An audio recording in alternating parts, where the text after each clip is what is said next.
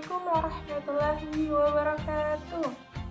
Alhamdulillahirabbil alamin wa bihi nasta'in wa ala umri dunya waddin wa ala alihi wa sahbihi ajma'in. Amma ba'd. Alhamdulillah, puji dan syukur senantiasa kita panjatkan kepada Allah Subhanahu wa taala. Salawat serta salam semoga senantiasa tercurah kepada baginda Muhammad sallallahu alaihi wasallam. Baik, kami dari kelompok 3, teman-teman akan membawakan satu kisah, yakni kisah tentang ekspedisi pasukan gajah yang mau menyerbu kota Mekah di bawah pimpinan Abraham. Sebagaimana dalam Quran Surat Al-Fil ayat 1-5 yang akan dibacakan oleh teman saya.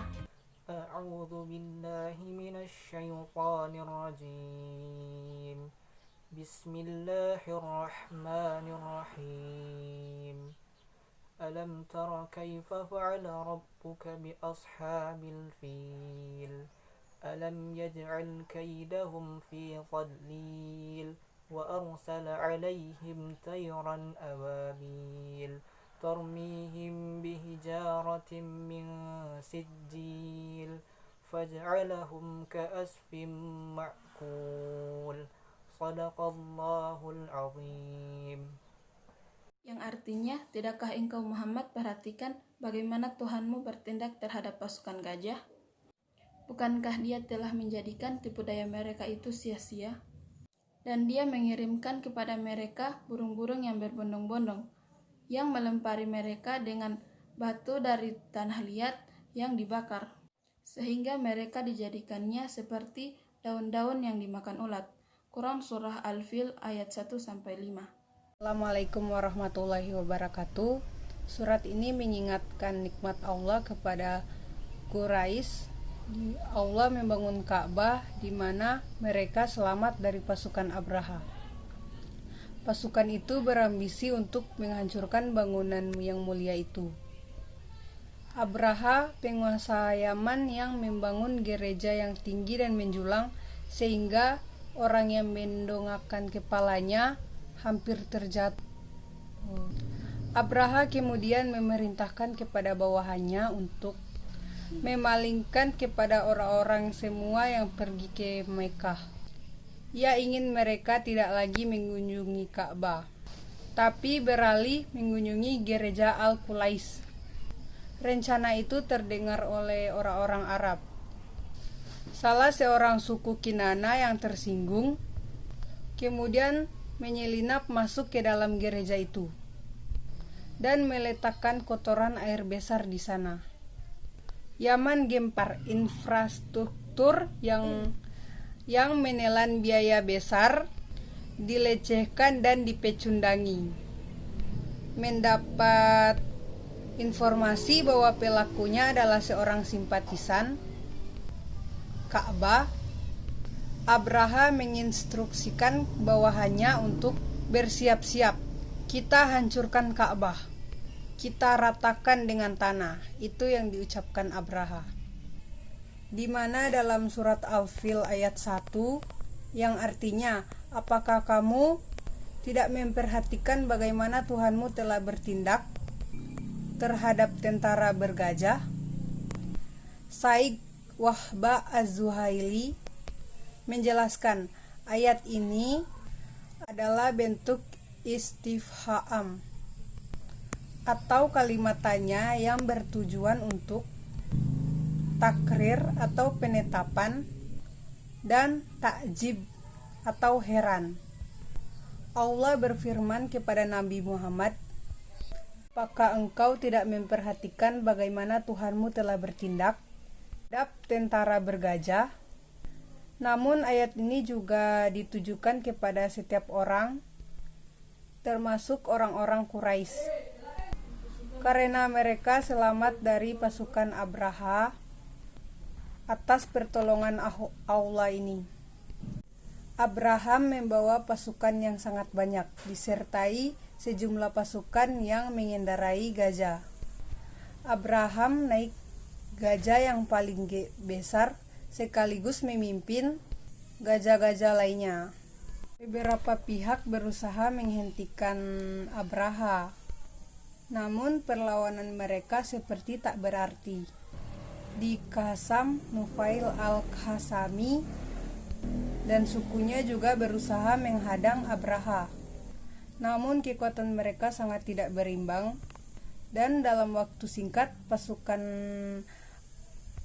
Al-Hasmi tumbang. Zunafar tidak bisa menghentikan Abraha. Al-Qasmi juga tidak bisa menghentikan Abraha. Orang-orang Arab, orang Mekah angkat tangan. Namun lihatlah apa yang dilakukan Allah kepada pasukan bergajah itu. Di mana dalam surat Al-Fil ayat 2 artinya, bukankah dia telah menjadikan tipu daya mereka untuk menghancurkan Ka'bah itu sia-sia? Kata kaid artinya adalah tipu daya, yakni upaya untuk mencapai sesuatu. Upaya itu biasanya bersifat negatif. Dan sungguh negatif upaya Abraha. Ia ingin manusia berpaling dari Ka'bah dan beralih ke gereja di Yaman. Sebagian mufasir menjelaskan, masih ada lagi motif tersembunyi dari Abraha, yakni menguasai jalur Mekah dan sekitarnya dan kebencian terhadap masyarakat Arab. Abraha terus melaju menuju Mekah hingga ia beristirahat di Al-Maghmas tak jauh dari Mekah. Di sana pasukannya melakukan kerusakan dan penjajahan, termasuk merampas 200 ekor unta milik Abdul Muthalib. Di waktu istirahat itu, Abraha mengirim utusan ke Mekah agar pemimpinnya menghadap kepada Abraha. Abdul Muthalib pun berangkat menemui Abraha. Sebelumnya ia juga sudah bermusyawarah dan menghasilkan keputusan bahwa penduduk Mekah akan menghindar karena kekuatannya tidak seimbang. Abraham menyambut hormat Abdul Muthalib, pemimpin Mekah yang tampan dan berwibawa. Aku datang untuk menghancurkan Mekah dan meratakan tanahnya. Jika ia ingin selamat, jangan halangi jalanku. Jangan halangi jalan pasukanku, kata Abraha setengah mengancam. Aku dan kaumku tidak akan melawan. Aku kesini hanya ingin agar kau mengembalikan 200 ekor untaku. Abraha heran mendengar ucapan Abdul Muthalib. Aku ingin menghancurkan Ka'bah dan kau hanya ingin aku mengembalikan untamu? Ya, karena unta itu milikku. Aku harus menjaganya, sedangkan Ka'bah milik Allah. Dialah yang harus melindunginya. Abraha pun mengembalikan unta milik Abdul Muthalib. Ia merasa tujuannya tak terelak lagi karena tidak ada yang menghalanginya. Ia merasa tipu dayanya sebentar lagi akan berhasil, padahal sesungguhnya Allah akan membuatnya sia-sia. Kata tadlil adalah binasa atau terkubur. Pada akhirnya tipu daya Abraha akan terkubur dan binasa atau sia-sia. Selanjutnya ayat ketiga. Wa arsala alaihim toiron ababil, dan dia mengirimkan kepada mereka burung yang berbondong-bondong. Kata toiron berasal dari kata toro yang artinya terbang. Semua yang terbang bisa disebut toiron. Secara umum, toiron adalah burung. Saat kesombongan Abraha semakin memuncak karena merasa tak ada yang berani menghadangnya, tiba-tiba datang dari langit kawanan burung seperti walet. Mereka datang berbondong-bondong dan jumlahnya pun sangat banyak. Kemudian ayat yang keempat. Tarmihim bihijarati min sijil, yang melempari mereka dengan batu atau yang berasal dari tanah yang terbakar. Kata tarmihim artinya adalah melempari mereka, Sedangkan kata sijil dalam ayat ini diartikan batu yang terbakar sehingga sangat panas. Burung-burung yang berbondong-bondong itu membawa batu panas. Masing-masing membawa 3 butir, 1 di paruh dan 2 di kaki. Lantas, burung-burung itu menjatuhkan batu panas yang dibawanya.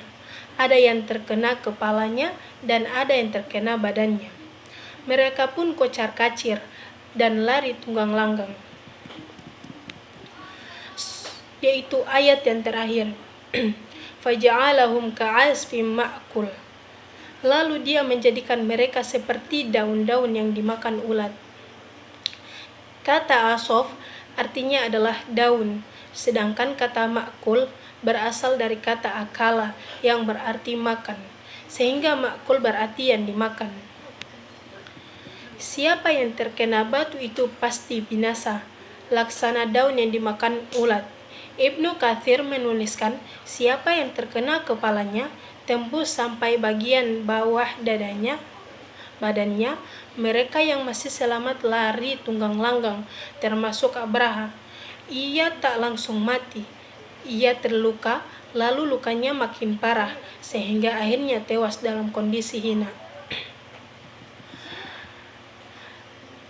Penutup dari tafsir surat Al-Fil, yaitu Allah mengajarkan kepada Rasulullah dan umatnya betapa besar kekuasaannya, segala kekuasaan tunduk pada kekuasaannya.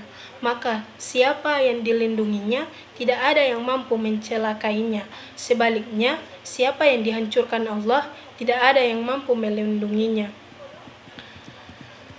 Sangat mudah bagi Allah untuk menolong siapa yang dikehendakinya, dan sangat mudah bagi Allah menghancurkan siapa yang ingin menghancurkannya.